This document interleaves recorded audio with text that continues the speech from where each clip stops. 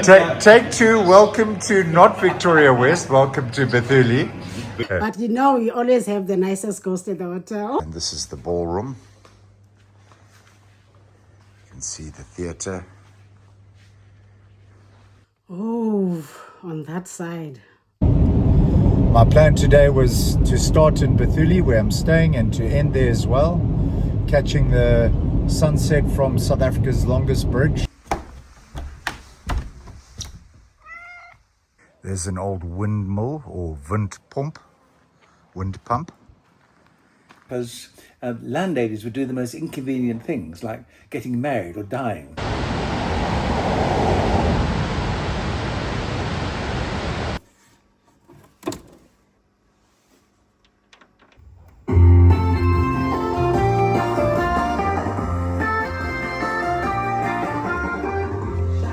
The only gig in town. I was living in a combi for 2 years. And, actually, you feel home when you're here. Well, the decor, you might say, it contains quite a lot of books. I've got, overall, I've got about 120,000 of them. Now, for the purposes of YouTube, I probably shouldn't show this, but whilst filming there, what did I just stand in? Oh, whoops. People around this area all look after each other. We keep on hoping. That's all we have to do. Keep on hoping. It's quite a heavy experience visiting this memorial, seeing the names of so many people who died, women and children. The part that's kind of bothering me is that back behind here, I'm going to try and zoom in for you. It seems that a rubbish dump was put in right kind of behind the memorial. I'm driving into Bethulie and looking forward to a very cold beer or three. It's been a magic drive, some potholes in one section, but there was a beautiful sunset and the Gariep Dam is looking spectacular, and I'm looking forward to a good evening ahead and exploring tomorrow. Good morning, Anthony. Good to meet up with you again. Thank you so much for enjoying a breakfast with me and sharing some stories. And I'd like the people who watch this just to get a short insight into who you are, to let us know a bit more about the Book Hotel, which I've heard you describe it as, and I know it is another name. But can you tell us a bit about, firstly, what brought you to Bethulie? How did you arrive in Bethulie? I needed the place to store things. I'd been doing a book for Reader's Digest, writing a book for Reader's Digest on game reserves. And I didn't have a home at the time. I was living in a combi for 2 years. But I did have storerooms in Cape Town. Or rather, I had a series of storerooms because landladies would do the most inconvenient things, like getting married or dying. And I was constantly having to move my stuff around Cape Town. I thought, this is ridiculous. Why don't I find a place in the middle of nowhere where a small amount of money buys an enormous amount of property? Hey, kitty cat. What do you think we should choose? This is a big selection. Huh? What should we go for? I've got this one out. Possibly the biggest vinyl record collection in any hotel in the world. And that can then be the store. And I'd been to Bethulie, during the Game Parks project, and knew there was water in all directions. And that suited me in those days, a long time ago now, 42 years ago. And so I bought a house here simply to store things.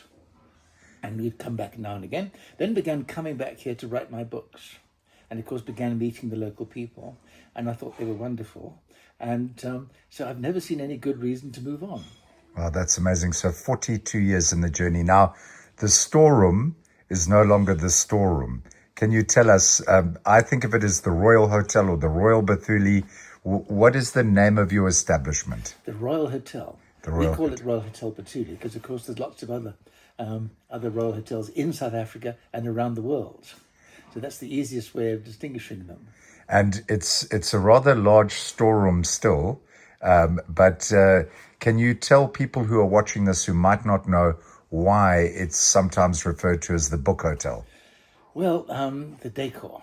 you might say. It contains quite a lot of books. Overall, I've got about 120,000 of them. I'm in the Royal Hotel Bethulie, or the Royal Bethuli Hotel, and it's owned by Anthony Hocking. Apparently he's got a collection of about 120,000 books, if I'm not mistaken, and 80,000 records. Those are vinyl records. In each of the rooms I'm passing, there are more books. And let's see how long it takes to walk from one end of the hotel to the other, taking in the corridors filled with books. And I suspect Whiskers is the ghost of the hotel. There's a famed ghost, and last night I heard some noises, and being the only person in the hotel, I sort of held my breath. I thought, come on. And then thought, nah, Whiskers, I'm on to you. Whiskers loves company. Just incredible to take in, really. Book lover's dream. And here's many of the records. I say many because apparently there's a collection across the road as well. That's in Anthony's private residence. Your dining area. Brekkie for one. And then into even the pub. Above the pub. And this is the ballroom. You can see the theatre. So that took about 2 minutes. Really incredible. And I also have something like 80,000 vinyl records. And my main house is the chief library with all these things and the chief collection. But over here in the hotel are all the duplicates. These are I had the masses duplicates. and masses of duplicates.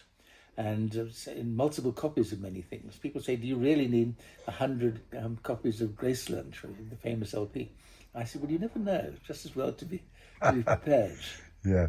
And tell me, do guests regularly check in and just devour books, sit there going through books for hours on end and going through LPs for hours on end? Unfortunately not, because in fact there's another name we use for the hotel. We call it the House of Storage.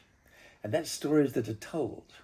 And most people find their time taken up with listening to stories rather than reading them. Well, I've been enjoying some excellent stories and completely understand that. And how long do people tend to stay in Bethulie for? Bethulie as a town, because I'm wondering if people are coming and overnighting here. I would imagine when people are traveling that they're coming specifically to your hotel as well. It's a destination on the way to somewhere. Would that be fair to say? We get a lot of people doing that, but equally we get a lot of people who come to Bethulie as a destination. As a destination. What draws people to Bethulie, if I may ask, historically? The stories. The stories. I think so, yeah. And then there's the concentration camps. Well, the concentration camps are quite a special thing because it was the worst of the concentration camps in terms of conditions, and it was also the one in which the most people died. You could say the most controversial of the camps. So there's a lot of material about that.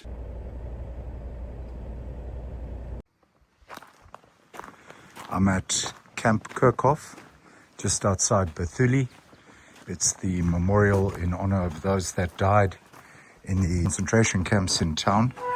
I'm not a historian, and I'm not that clued up on the events. I have a bit of an understanding, which was broadened thanks to Anthony, the owner of the Royal Bethulie Hotel. He gave Jason Newall, the Aussie guy, Walkabout J and I a tour of the original site. She met up with a doctor who'd absconded from his family in Dublin and was now offering first aid lessons to the gentry in Southwell, which is the local seaside resort. Apparently they were brought in on the railways in the thousands, actually, and had very challenging living conditions, and that led to many people passing away, apparently mainly women and children, and these are their names that are recorded here. You can see it was many who passed away, and it's quite an experience. Driving down to the original site is a road that isn't really looked after at all, and there's a kind of half-built memorial, and that was abandoned for various reasons. And then you come up to this memorial where the graves were moved to here because they were worried about the water levels. Bethulie is built next to South Africa's biggest dam called the Gariep Dam, and so they wanted to move the graves to higher ground, and this is where they were moved to. So you can see a lot of effort has gone into creating this memorial, and at the same time I'm just struck that it's a war that perhaps not many people really want to remember in a way. To say it's an inconvenient part of British history may be an understatement, and a painful part of Afrikaans history might be another understatement. But it just, for such a profound time, I guess the memorial is fitting, and it's a heavy experience visiting. I think when you go down to the original site and see that there's literally nothing there, that strikes you a bit. And then the part that's kind of bothering me is that back behind here, I'm going to try and zoom in for you. It seems that a rubbish dump was put in right kind of behind the memorial, and it just feels very disrespectful somehow. And for it to be built there after the memorial is planned. It's a deliberate thing, and I'm going to try and find out some answers to that, because when you're driving up here you can see the litter just behind. So yeah, now behind here I'm not too sure if there's the actual original headstones that were moved from the burial site at the original site closer to the dam. Okay, so these look to be the original headstones that were moved from the actual burial site to the memorial. It's locked up, I can't get in, but you can still see them there. Quite an amazing piece of, or part of, South African history. It's quite a heavy experience visiting this memorial, seeing the names of so many people who died, women and children in particular, and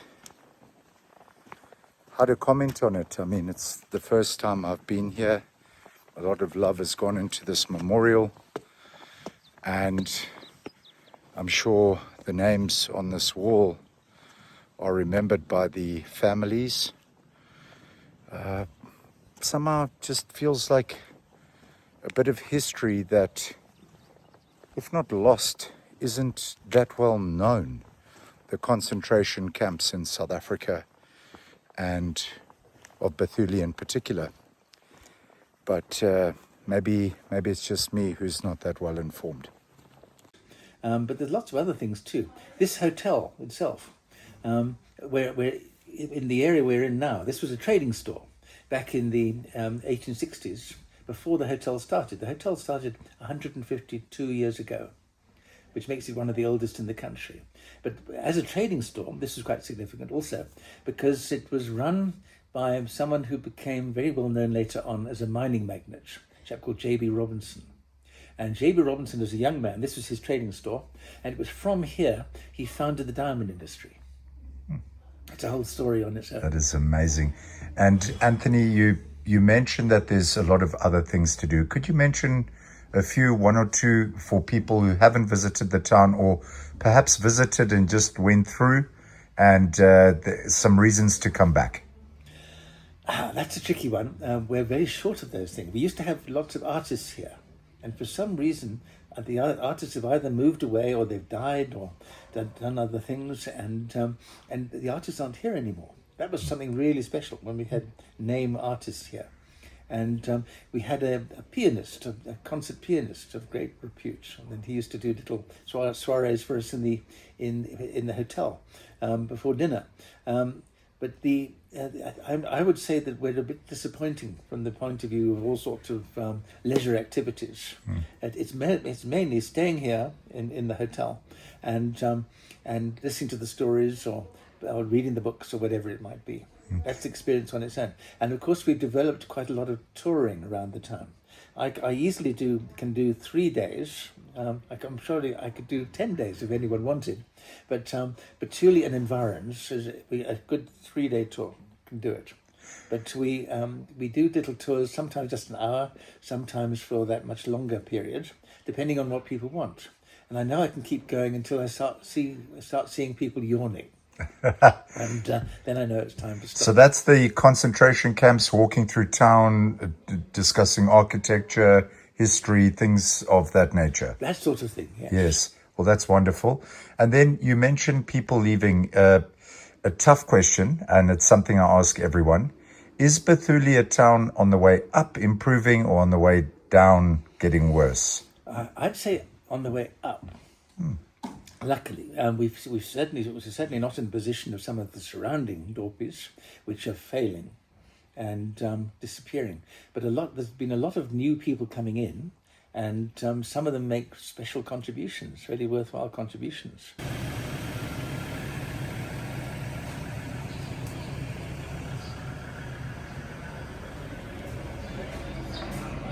Richard, it was good to meet last night, and enjoyed your service at the pub, and it was Thank you. good atmosphere. Are Fridays often like that? Fridays are very often like that. The local farming community supports us a lot. But we also get a lot of people passing through that are staying at guest houses, and they come and join in. Yeah, It tends to be great fun. I'm sure this is the spot to be in town. This is the place. This is the Only place. gig in town. And tell me, you said you've been here for a year now. Yep. And over that time, is your impression that Victoria West has got better or got worse? We're in Bethulie. Take two. Welcome to not Victoria West. Welcome to Bethulie. Richard, good to have met last night. Tell me, this is the gig in town, and this is the best spot, We're eh? the only gig in town. Friday night, so if you need to talk while we can carry on. This is where the local farmers come to meet up, have a bit of a chat, unwind, let their hair down. They work hard during the week, so they play hard during the weekend. And And then people passing through. people passing through. We've got a number of guest houses and B&Bs in Bethulie. In December, you can wait anything up to 2 hours for a table. So this place can get busy. Wow. But most of the year, pretty much as you saw last night, 30, 40, maybe 50 people. Nice. And And a good vibe. And tell me, I'd asked you, is the town getting better or worse over the last year in your experience? Infrastructure-wise and problems of the municipality, as with all small towns in South Africa, there are challenges. But the residents tend to gather together to sort out those challenges. So determined attitude and some hope there. Oh yeah, people around this area all look after each other. And if one gets hurt, the rest come running. now you've got a unique sort of view of the community, and if you were to sum up the community in one or a few words, what would it be? Hospitable, friendly, salt of the earth. Awesome. Thanks, Richard. Fantastic. Appreciate, mate. Looking forward to a cold beer later. 100%. There's an old windmill or wind pump. And I'm walking around Bethulie's streets, the suburbs, if you will. And you can see this is a beautiful old structure, really just teeming with character. Look at the sloping roof there with the stoep or veranda or porch, the garage or the shed, the outbuilding, beautiful wall. And then we turn around and we look at this side, some big leafy trees, then a house in beautiful condition with a nice wraparound veranda again, and then a very unusual church up ahead, a church design. I think somebody mentioned it might be Bavarian. I'm not too sure about that, but certainly very interesting. And I think what you'll find in small town South Africa or rural South Africa is a lot of contrasts, and there's the good and the bad, and it's often a lot to take in, but still wonderful. And I always refer to the bones of these towns, and you can see how strong the structures were or are. Many need TLC and others are in great condition. Now, for the purposes of YouTube, I probably shouldn't show this, but whilst filming there, what did I just stand in? Oh, whoops. That's always a good thing. Nelly, thank you so much for the wonderful breakfast this morning. You are a very good chef. Oh, you're welcome. Thank you for the comment. So I keep making a mistake. Is it the Royal Hotel Bethulie or the Royal Bethuli Hotel? Royal Hotel Bethulie. Royal Hotel Bethulie. Yes. And tell me, do you do all of the cooking for guests, lunch, dinner, breakfast? Yes, we do everything. Breakfast, lunch, dinner. Yes. Okay, that's great. And only lunch on the bookings. We don't do lunch. And then when you book for the lunch, and then that's when we do lunches. Great. And tell me, Nelly, how many years have you been here for? Oh, I've been working, it's April now. On the 22, I'll be doing 11 years. 11 years. 11 years. So it's like family for you, Yeah, eh? no, I'm home here. Yeah. And are you from Bethulie? Yes, I'm from here. I was born here, and then I went to Cape Town for my school. I had to come back 2011. My parents were sick, and then I had to look after them. That's when I started getting work from Anthony 2012. 2012. Yes. And the first time you walked in here, were you very surprised? I was scared, actually. You were scared, I eh? never worked at the hotel before. Okay. I was only working in the small guest houses in Cape Town. So I just told myself I will learn. Actually, I'm that kind of person who was willing to learn. And then I started, and then I had my courage. That's working wonderful, at eh? the hotel. Yes. And when you saw these books, was it quite like a strange thing to see, or how did you feel when you saw the books? Oh, it was very strange because I'd never seen something like this before, and you don't even have words to describe it. You just say, wow. Yes. Wow. Yeah. That's all. Yes. I find myself saying that a lot. Wow. I just try to, so I agree with you. And Yeah. so now you've been in Bethulie, you were born here, you went away, you came back. If I ask you, is Bethulie a town on the way up getting better, on the way down getting worse? What would you say? Oh, on that side. Bethulie has these big, beautiful, sort of dual carriageway streets, and first-time visitors may be surprised and think now, why such big streets for such a small town? But if I'm not mistaken, it was designed with ox wagons in mind, so the ox wagons could turn around in the streets. Somebody can correct me on that, but I think it's something along those lines. It was up a few years ago, but now definitely I can see it going a little bit down. Really, yeah. Yes. That's very sad. It's very sad. Especially after COVID now. After COVID didn't come back the same way. It didn't come back the same way. Yeah. Definitely. And how is the community here? The different cultures and languages and colors, and these are South African questions. How is the community in general? Oh wow, it's a family place, Bethulie. It's a place to be, actually. They are very uniting person, loving person. Actually, you feel home when you're here. Wow. A home away from home. I said wow again. It was Yes, nice to hear. That's how Bethulie is. It's a small place. We know everyone. So It's just a lovely place. And the people are nice to each other. Very nice. Okay. Very nice. Yeah, I get Not that. a lot of crime, actually. No? Not a lot of crime. Not a lot of crime. That's good, yeah. And work-wise must be quite tough. There's guest houses. Where do people work?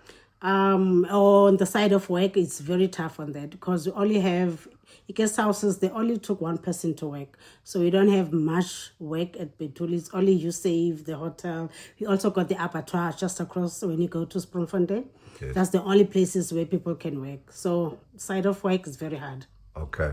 And tell me, in terms of the municipality, do you want to comment or do you not want to comment? No comment. No comment on municipality. Yeah, that was a tough It's question. That was a tough question. So do you have hope for the town of Bethulie? We keep on hoping. That's Yes. all we have to do. Keep on Yes. hoping. I think yourself and Anthony and the team here are a very important part of Bethulie. I don't know if you realize this, I'm sure you do, but the more I travel to small towns, the more important it's apparent how important the individuals are. You know, when you've got people who love their town and who are like you, very friendly, warm, great food, then an interesting hotel, it makes people want to come back and tell other people to come. Yes, Yeah. yes.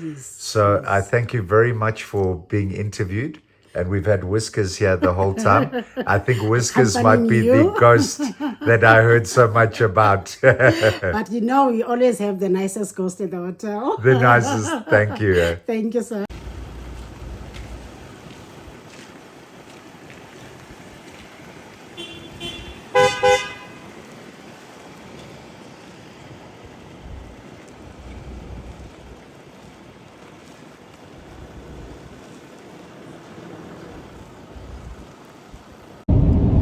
My plan today was to start in Bethulie, where I'm staying, and to end there as well, catching the sunset from South Africa's longest bridge at just after 6 p.m. So I left at about 3 p.m. I headed to Gariep Dam Wall, which is situated next to the town of Gariep Dam itself. And there's so much water flowing. The sluice gates were open. It was really impressive to take in. Then on to Newall Poort, I think it's called, which I'm not sure if it ever was much, but it certainly isn't too much to write home about now.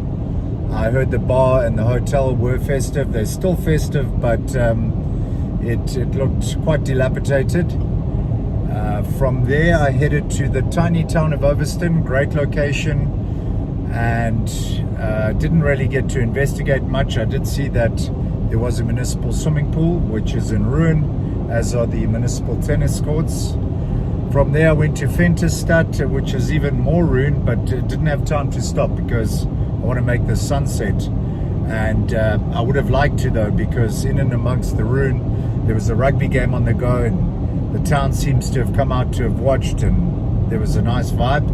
But I had to miss that one, and I hope the sunset's worth it. I can see it starting to warm up there. However, Bethulie got shafted years ago with the Gariep Dam, and the official plan on the books is that still Bethulie may one day be submerged if they raise the dam wall, which is one of the expectations. I don't think it's ever going to happen, but who's to know? That certainly was the original idea, to raise the dam wall in stages so that Bethulie would be obliterated. And as a result of that, since the dam started 50 years ago, there hasn't been any development here in terms of businesses. Or why would people put money into a place if they know it's probably going to be underwater?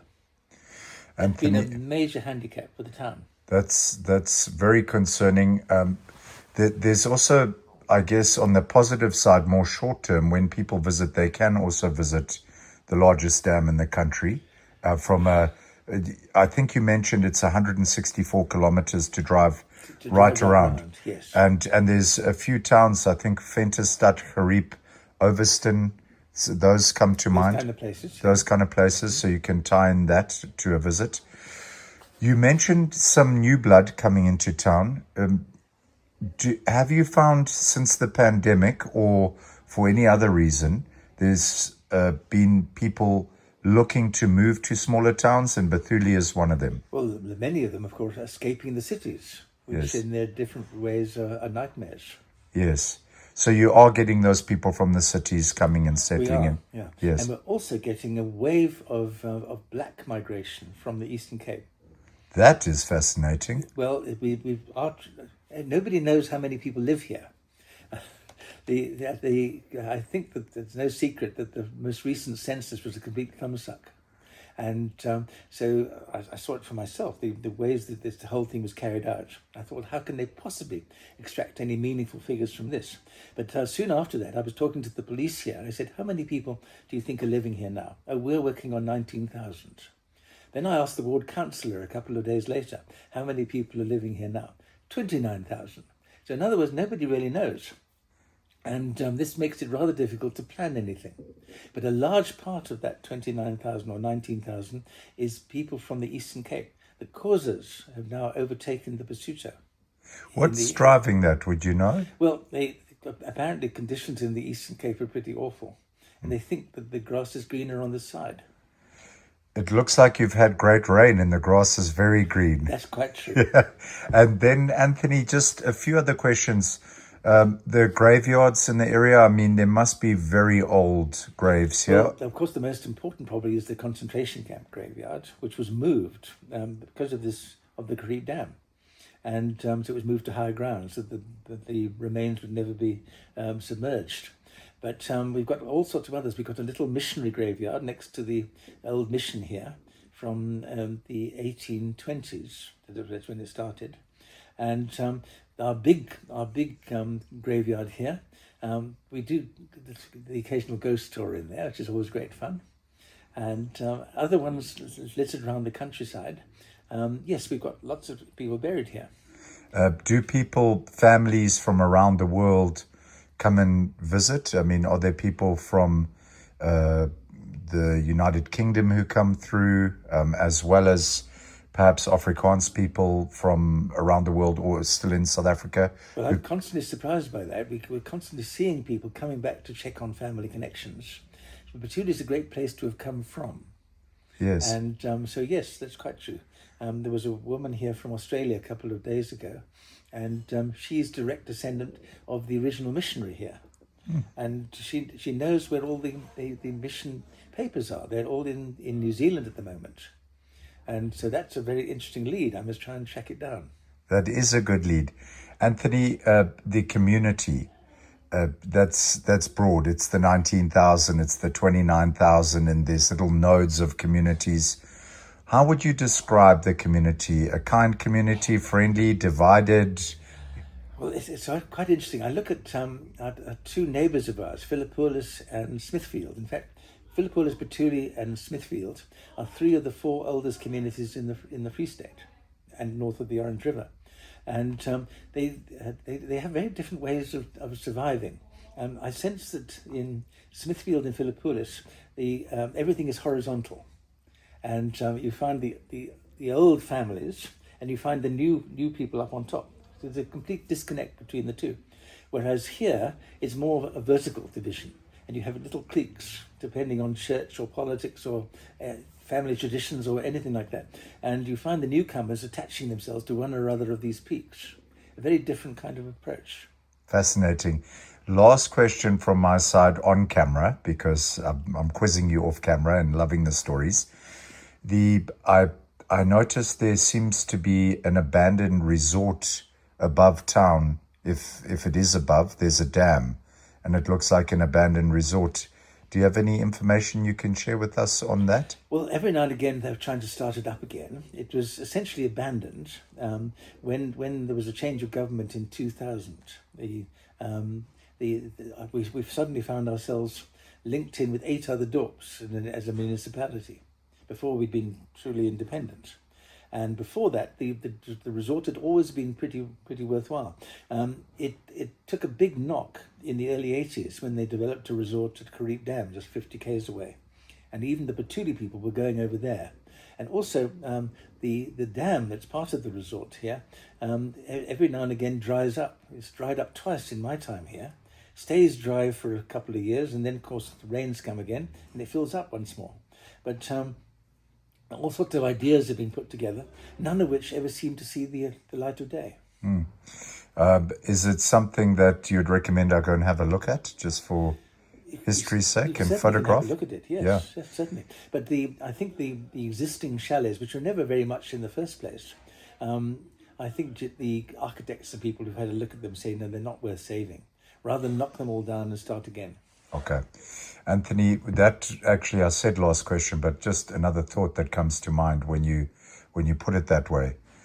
I'll often travel through our small towns and dorpies, and you're struck with various degrees of feelings, from melancholy to joy, all sorts of stuff, often all wrapped in one town. But it did occur to me that perhaps not everything is made to last forever, and a railway line closing, our railways are in a sad state, or a main route changing, or a resort being built nearby. A lot of it, we might think, oh, this is unnecessary, but maybe it's a bit natural, some of the stuff too. In terms of Bethulie and its long-term future, do you have a lot of hope for the town? What's your thinking for Bethulie's future? I have a very grand plan, not particularly for Bethulie, but for the area. I would like to see South Africa have a new capital. At the moment, of course, it's split three ways between Cape Town and Pretoria and Bloemfontein, and that is ridiculous. Quite also logistically, it's lots of nonsense.